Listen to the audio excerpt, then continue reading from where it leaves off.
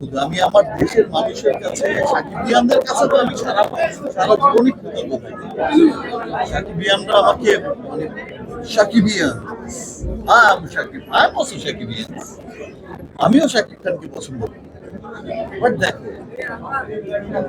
পুরো দেশের মানুষ এত রিভিউ শোনার পরও সিনেমা হলে সিনেমা দেখছে, এত এত শো চলছে, মাথা রাখতে হবে। দেখো এটা কিন্তু আসলে কারো দোষ ছিল না। এটা শুধু সময়ের গ্যাপ ছিল। যদি হাতে সময়টা পেত, হায়াত তো অনেক ভালো সিনেমা, যেটা গল্প ছিল হায়াত তো অনেক ভালো সিনেমা।